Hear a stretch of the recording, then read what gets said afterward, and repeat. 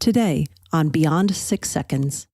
Over the last few decades, it's become very clear to me that most people really don't like change and they don't want it.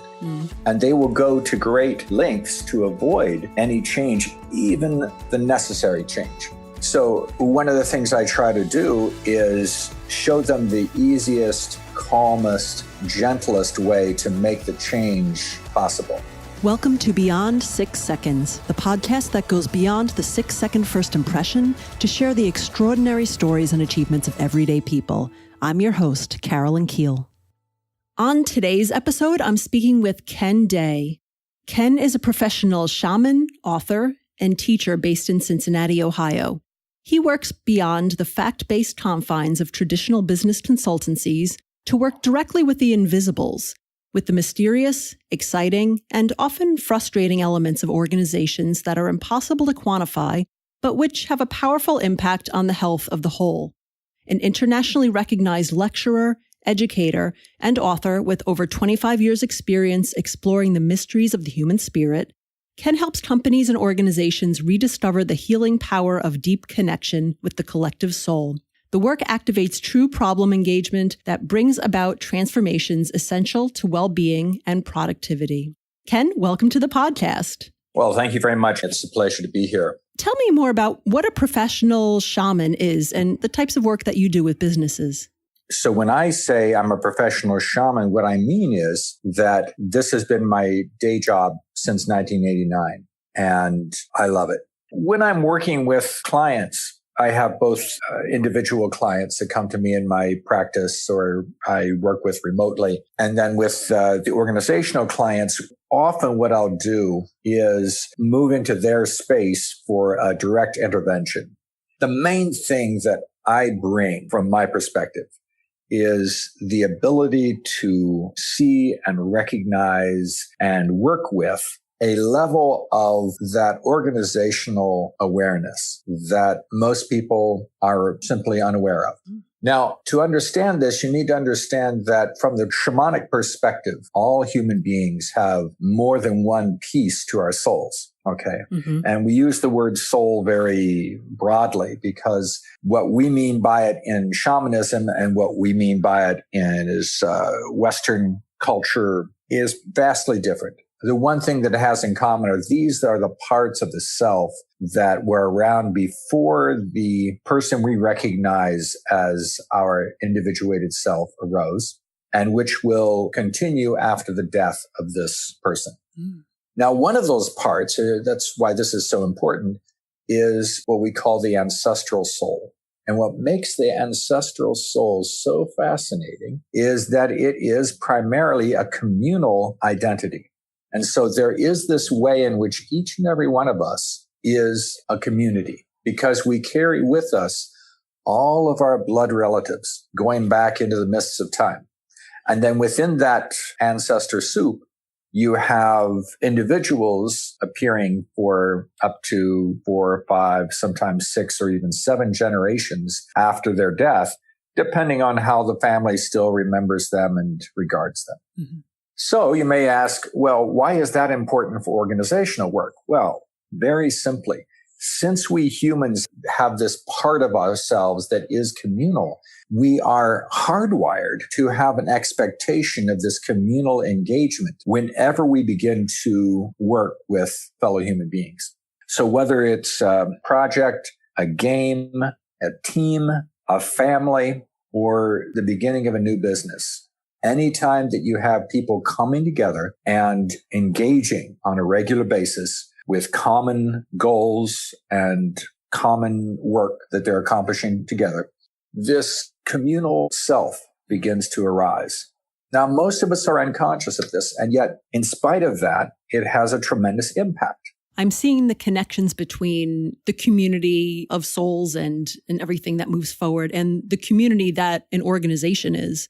And I'm sure at heart, we as human beings are communal and tribal beings. So exactly. I could see that connection. Absolutely. Yeah, because it really is very down to earth, really. I know as soon as you use the word soul or shaman, anything like that, people begin to expect you to have a handful of feathers and be wafting sage smoke over them. But that's really not the way I work. I would come in dressed in business casual and really want to work very pragmatically to discover what we can do to bring any unconscious soul level entanglements to light so that we can move toward a positive solution for that organization.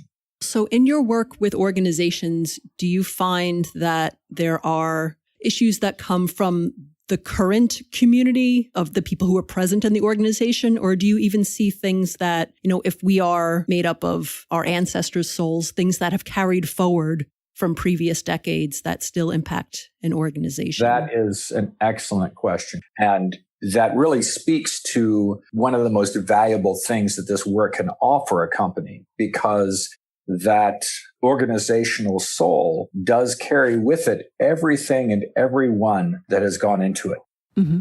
A really good example of this is a client that came to me several years ago, many years ago now, who was representing a corporation that had recently purchased a small mom and pop company that had been doing really well, especially over the last 20, 30 years. And they had every reasonable expectation that they were going to be able to integrate this company and continue to have it be a very productive part of their corporation.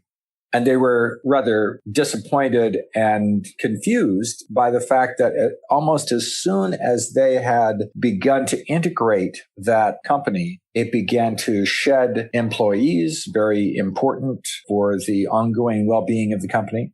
It began to lose clients and customers, and they couldn't figure out what was going wrong.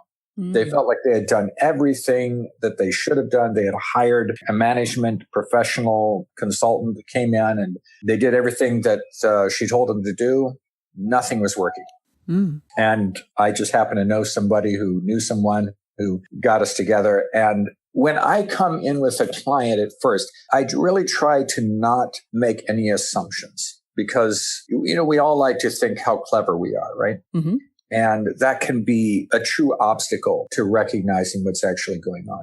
So the first thing I wanted to do was just get a sense, a feeling of that field of the organizational soul, and then ask questions that arose from that awareness. I start talking and say, okay, so I noticed that the overall gestalt of this company is really unhappy with you and does not feel honored, acknowledged by your corporation.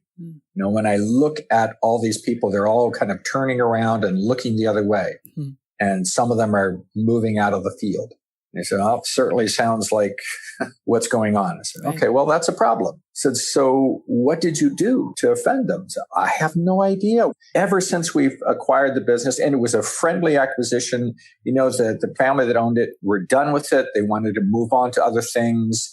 And we gave them what they asked for. Everybody was happy. We even went in and completely redecorated their main office, the waiting room and everything else. I mean, the place was awful. It looked like the last time they had renovated was in the early 70s. And you know what those were like. Right.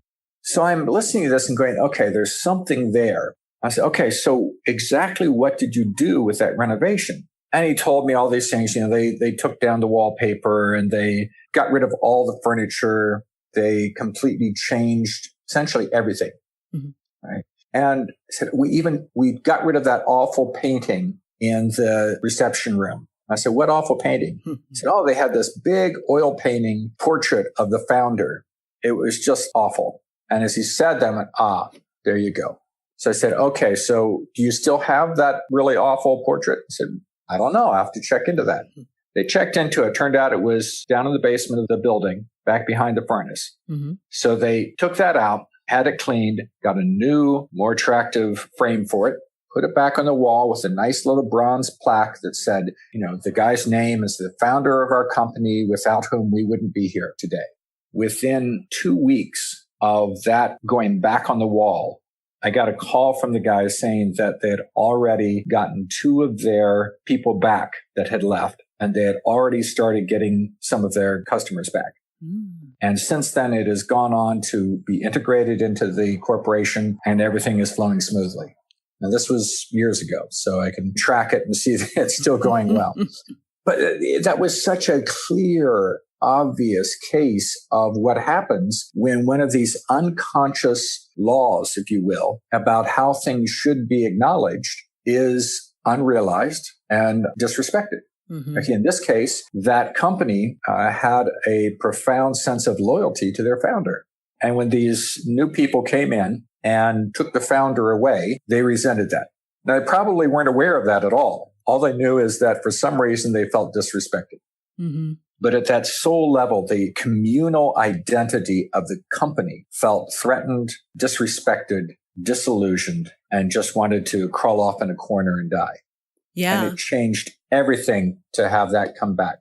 Definitely. I could see that. Absolutely. It's interesting. There's so much of a focus on how important it is to embrace change and move forward and innovate and grow. But as humans, we can say all we want how much we love change, but it's stressful, it's terrifying, and people always look for the comfort of, how things used to be. And, sometimes that's not a good thing, but there are small indications like removing the ugly painting off the wall that, right.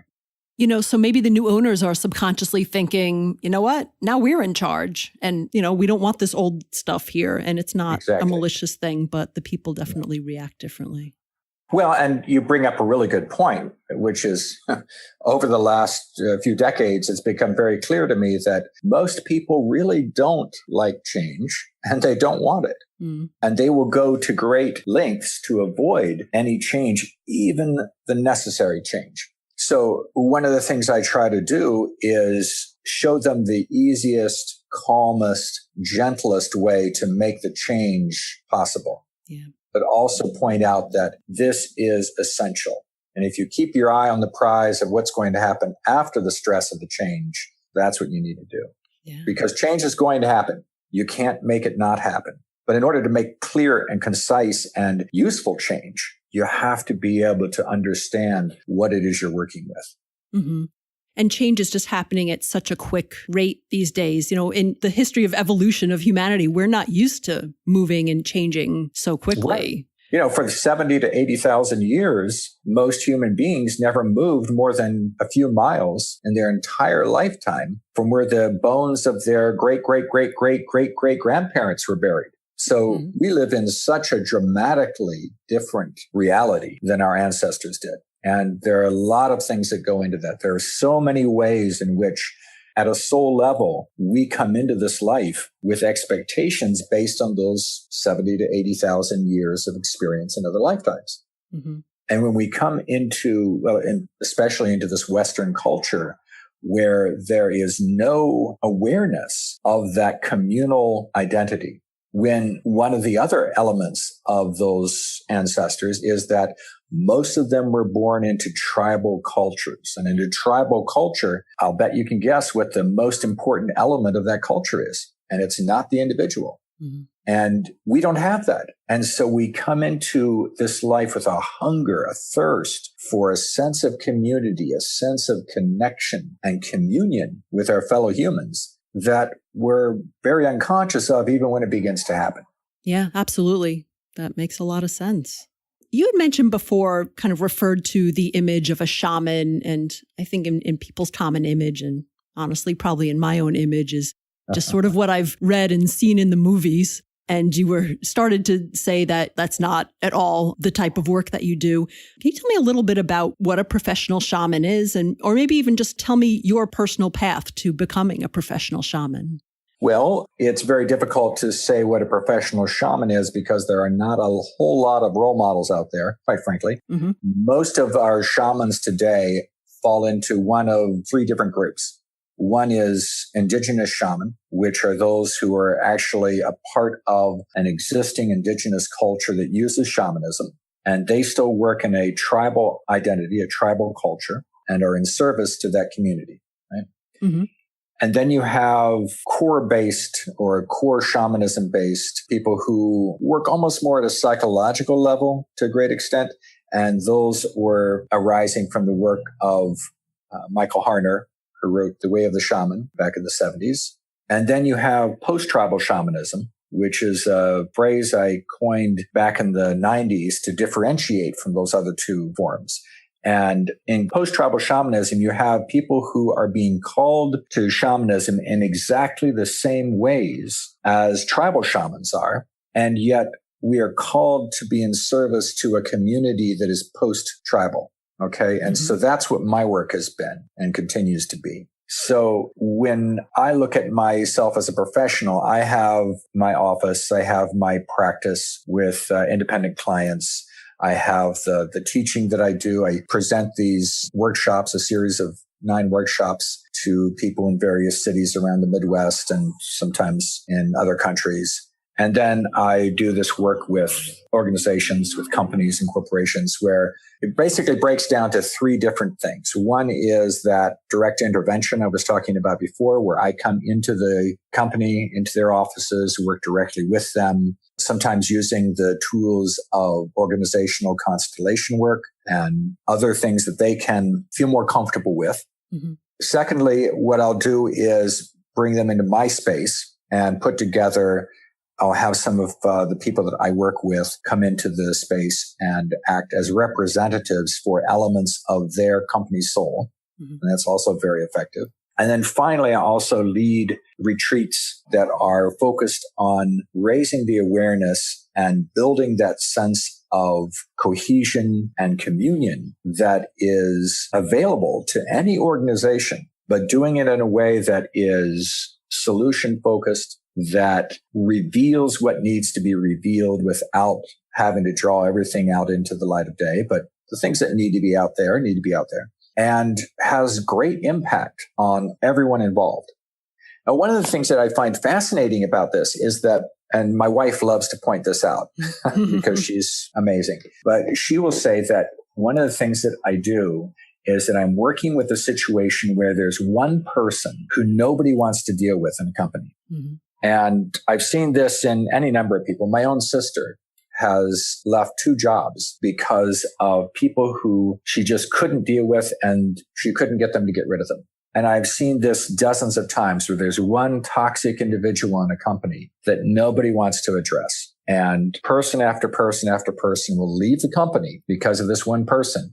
And still the HRs or that person's direct boss will not take the responsibility of getting rid of them. And then they come into a retreat situation and suddenly we begin to see why that one person is like this. And in many cases, that one person is carrying a burden for the entire company in a way.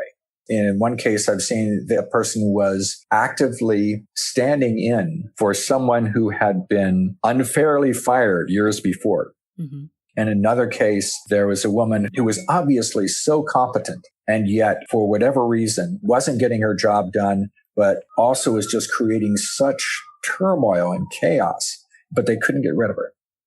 And with intervention, it became very clear that she was helping them not look at an affair that had been going on with a couple members of management for years. And this was a husband and wife company. So that was really, very toxic. Right. And it was obvious to everyone within 2 minutes of the exercise opening. It was obvious, and everyone was like blushing and covering their eyes and shaking their heads. And I had no idea what was going on until a week later when they finally explained to me what was going on. But it was so clear to them. And so sometimes that's what happens. And that's beautiful because then the solution presents itself. They can take that solution, do with it what they will, and move forward.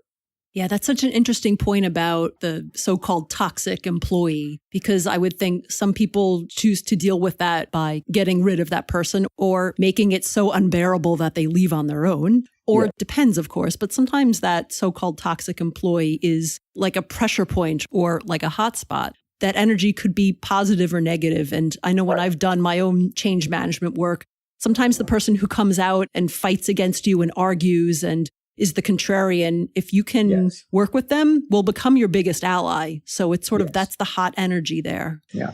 And sometimes they're the canary in the coal mine. They're responding to something that no one else is seeing, but it's there. Or something that everyone sees and no one really wants to talk about. Yes. Yeah. Exactly. So that's really fascinating work to be able to come in and really kind of see the undercurrent of what's going on in a company just through talking with people, observing and bringing those observations to light. Oh, it's fascinating. I have not been bored in 35 years, I swear. So how did you get into this line of work? Have you always been a professional shaman? I have not. I used to be a number of other things, including an art director for a couple of ad agencies. And at some point, it became very clear to me that that just really wasn't working for me. And I didn't know why. But I also had PTSD at the time and was trying to make my life work in spite of that. And I kept trying to find something that would work to help with these symptoms. And I meditated daily, and that was helpful. But shortly after I would come out of the meditation, it would begin to wear off, and I couldn't meditate the whole time. Right. Otherwise, I'm not getting anything else done. And I ended up studying a number of different spiritual practices, and this led me to begin journeying. And I started engaging with this spirit, this psychological allegory, as I was thinking of at the time, who told me to call him grandfather. And he gave me these practices to do. And I thought, okay. And I started doing them and things started getting better. And over a period of 3 to 5 years, I went from not being able to hold down a job and not being able to live in the same place or maintain a good relationship to things being pretty normal. So when I thanked grandfather for this, he said, well, this is just the first part. Now you need to go teach others how to do this. You need to help them with it.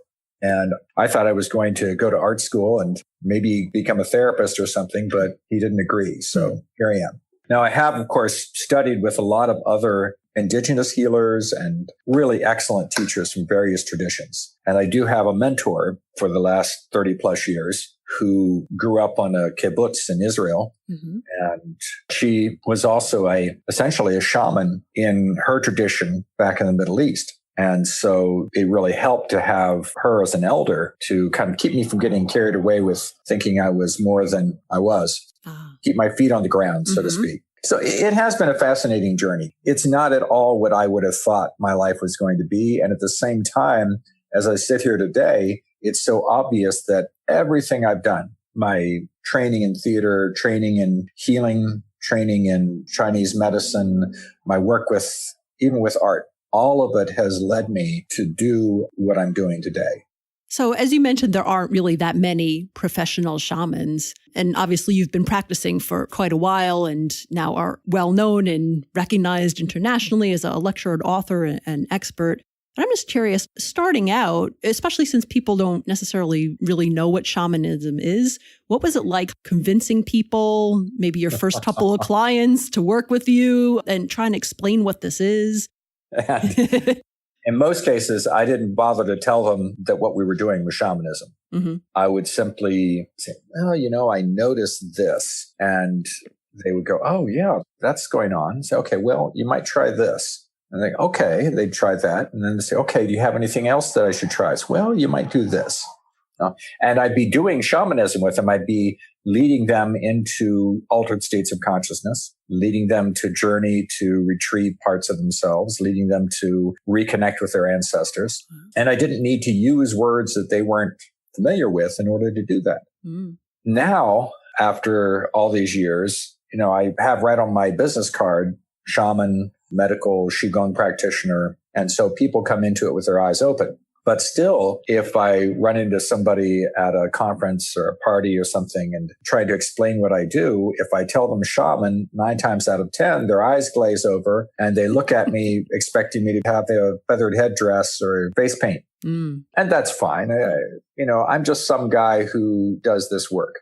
It doesn't make me a better person or a deeper person or anything else. It's what I do. That's really fascinating. I'm always interested in how people find their paths, because a lot of us, and maybe this is how your career started too. We go to school, we go to college, we pick a major, you get a certification, you go to work and get experience. But experiences like yours are really more of an ancient practice where you're almost apprenticing or learning from a master. And I think the whole process of finding the right person to work with who you can learn from and spending those years really learning a craft outside of a school is kind of fascinating, and we don't see it that much anymore. So that's quite interesting. Right.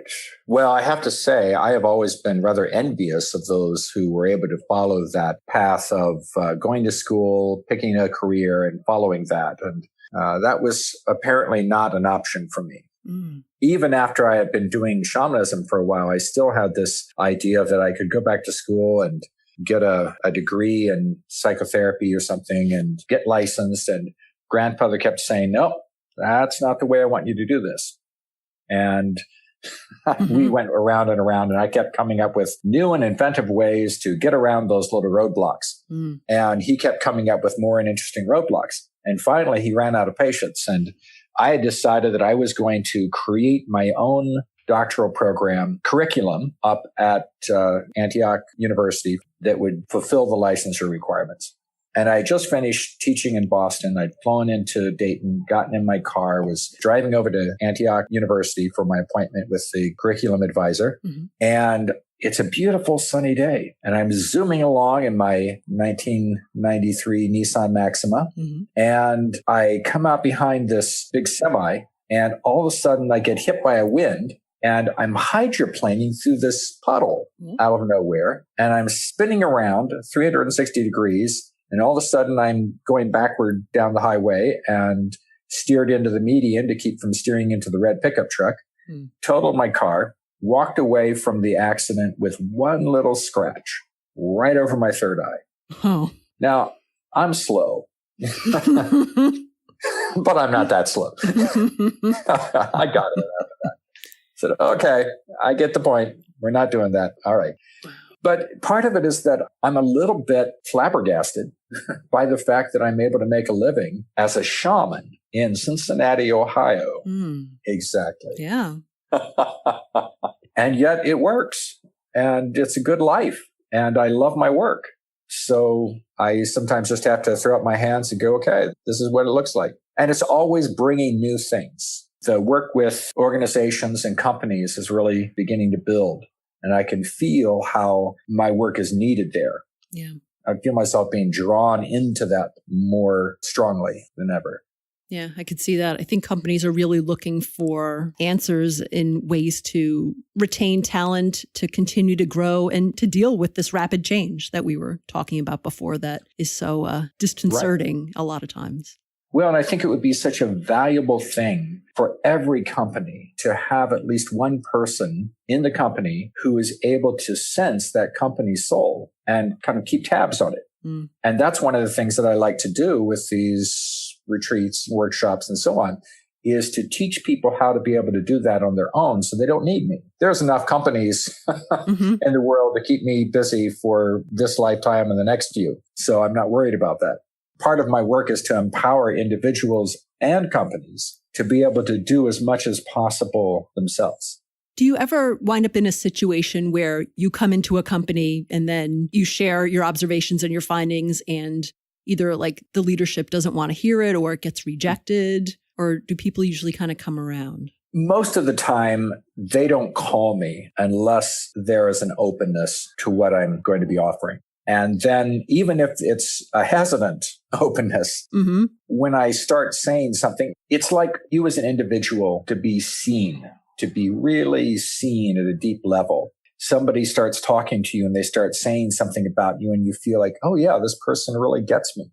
And it's not always great stuff, but it's parts of yourself that you recognize, and to have them seen is a foundational human need. And in a similar way, if you're working with an organization and the people that founded that organization or are running that organization are there, and you speak about the organizational soul, they recognize it. Mm. So it's only been very rarely that I've had someone go, yeah, we can't deal with that. Yeah.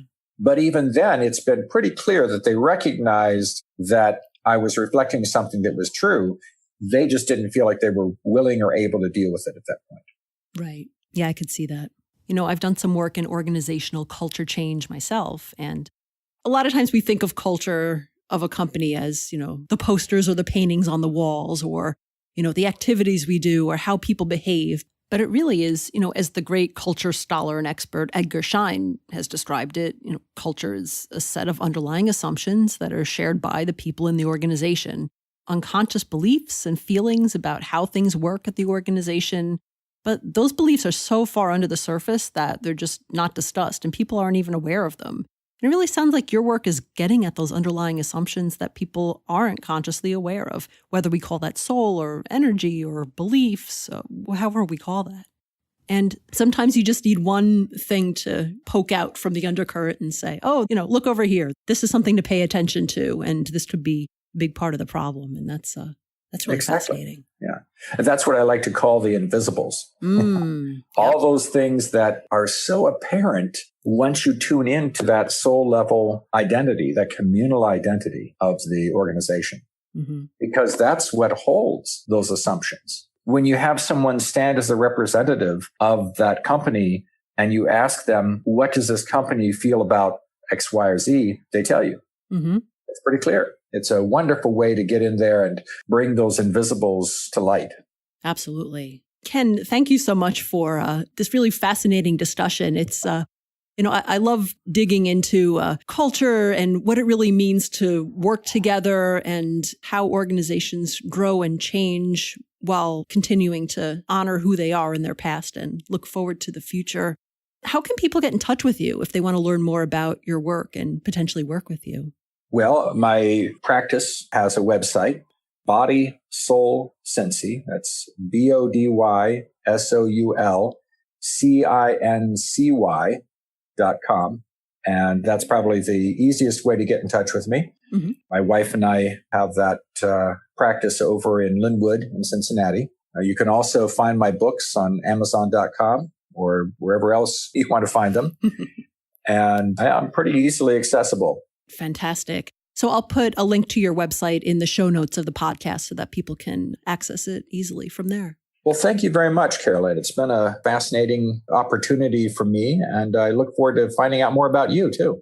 Wonderful. Thank you. And, as we close out, is there anything else that you'd like our listeners to know or anything that they can help or support you with? Well, what occurs to me is that I am, in the next couple of months, going to be wrapping up the current series of workshops here in Cincinnati. I've got one starting up in the Detroit area next month. And then early next year, probably January, February, I'll be starting the workshop series again here in Cincinnati. So if you do have any interest in learning the foundational practices of shamanism, get in touch and we'll see where we can go from there. Fantastic. Thanks again, Kenn, for being a guest on my show. My pleasure. Thanks for listening to Beyond 6 Seconds. Please help us spread the word about this podcast. Share it with a friend, give us a shout out on your social media, or write a review on Apple Podcasts or your favorite podcast player. You can find all of our episodes on our website, www.beyond6seconds.com. Until next time.